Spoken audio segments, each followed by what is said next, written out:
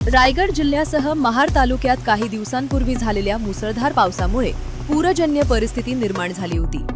आता पूर ओसरला असला तरी महाड तालुक्यातील कुंभे आणि शिवथर गावातील शेतकऱ्यांवर अस्मानी संकटासोबतच सुलतानी संकट ओढवले।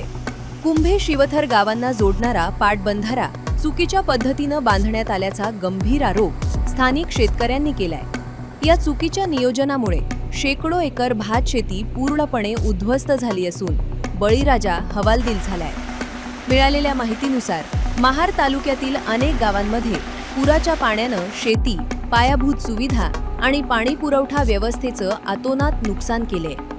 मात्र कुंभे शिवथर परिसरातील परिस्थिती अधिक बिकट आहे। येथील पाटबंधाऱ्याचं बांधकाम चुकीच्या पद्धतीनं झाल्यामुळे पुराच्या पाण्याचा योग्य निचरा होऊ शकला नाही। परिणामी पाणी शेतांमध्ये साचून राहिले आणि लागवड केलेली संपूर्ण भात शेती पाण्याच्या प्रवाहासोबत वाहून गेली।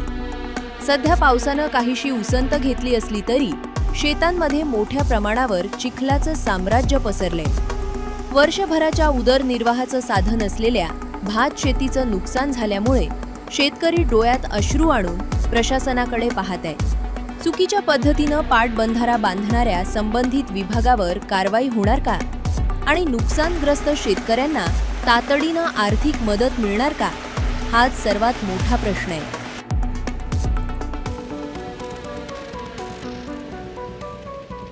तरी म्हणून सांगू इच्छितो की आज जवळजवळ 3 पिढी आम्ही येथे शेत कसतोय आणि आता बऱ्याच वर्षापासून आम्ही महापूर पण पाहिले।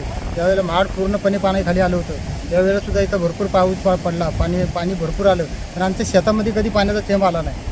आता ह्याचं एकमेव कारण म्हणजे बांधलेलं पाटबंधारा आणि नदीतला उपसलेला गाळ नदीतच टाकल्यामुळं नदीचं पात्र अरुंद झालं आणि पाण्याचा प्रवाह जो होता तो वेगळ्या दिशेने केल्यामुळे ते पाणी सरळ सरळ शेतामध्ये घुसलं। पण शेतामध्ये घुसल्यामुळे शेतीची नुकसान काय झाले? शेती म्हणजे लावण्याच्या लायकच राहिली नाही। ती माझ्यात अवकतच नाही ती मी पुन्हा शेती लागवड करू शकतो अशी, कारण त्याच्यामध्ये खर्च जो आहे ते माझी कमाई पण नाही आणि माझी सगळी इस्टेट विकली तरी त्याची भरपाई होणार नाही। सरकारकडे काय म्हणणं आहे?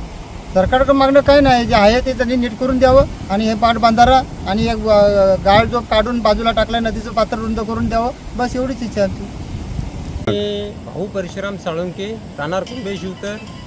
आज महापूर ह्या वर्षी झालेल्या पाण्यामध्ये माझ्या शेतीची बरीच नुकसान झाली।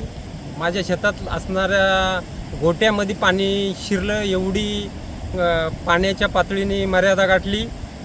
तत्पूर्वी या नदीला बंधारा धरल्यामुळं, त्या बंधाऱ्याची हाईट उंच केल्यामुळं आमच्या परिसरामध्ये गाव लगत पाणी पूर्ण गावाला पाण्याने येडलं आणि पाण्याला जाण्याचा मार्ग नाही।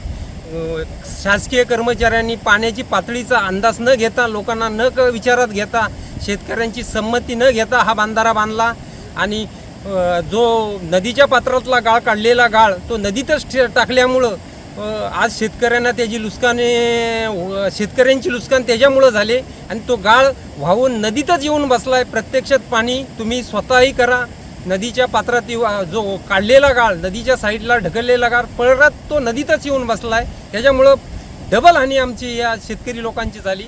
आज सांगायचं म्हणलं 100 पोतं मी भात काढतो, तिथं आता आज रोजी मी 20 पोतं पण काढू शकणार नाही, अशी ही पद्धत झाली। रोप तर राहिलंच नाही, शेताच्या बांधापासून ह्याच्यापर्यंत त्या काहीच राहिलं नाही। आता माझ्या मजुरासह मी काही करू शकत नाही आणि शासनानं मागच्या वर्षी पण शासनाला मी असंच कळवलं होतं की आणि ते झालेल्या नुकसानीची पाहणी शासनाच्या मार्फत पण केली होती। स्वतः तहसीलदारासह प्रांतासह इथं येऊन प्रत्यक्ष पाहणी केली आणि ह्या वर्षी पण आता हीच वेळ आली।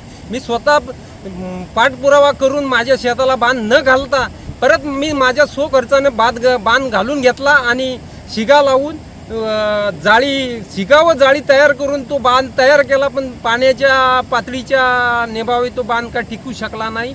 परत पाऊस कमी झाला आणि मी परत आणि बांध घालला। मी आता या बांधारा तोडल्याशिवाय शासनाने हा बांधारा तोडल्याशिवाय आम्हाला शेतकऱ्यांना त्याच्यापासून 1 रुपयाचाही फायदा नाही आणि शेतीला त्या बंधाऱ्यापासून त्रास होणार आहे, एवढंच मी सांगतो। शासकीय अधिकारी येऊन गेले का पंचनामा वगैरे केला? शासकीय अधिकारी तलाठी फक्त येऊन गेले। तहसीलदारांना मी वेळोवेळी फोन केला होता, त्यांनी म्हणले मी संबंधित कृषी अधिकारी यांना तलाट्यांना पाठवतो, येऊन बघून गेलेत. पण सोमवारी किंवा मंगळवारी मला बोललेत येतोय आम्ही पंचनामा करायला. मी तसाच तहसीलदारांना हे अर्ज लेखी स्वरूपात, मागच्या वेळेला लेखी स्वरूपात आणि आत्ताही लेखी स्वरूपात अर्ज दिलेला आहे.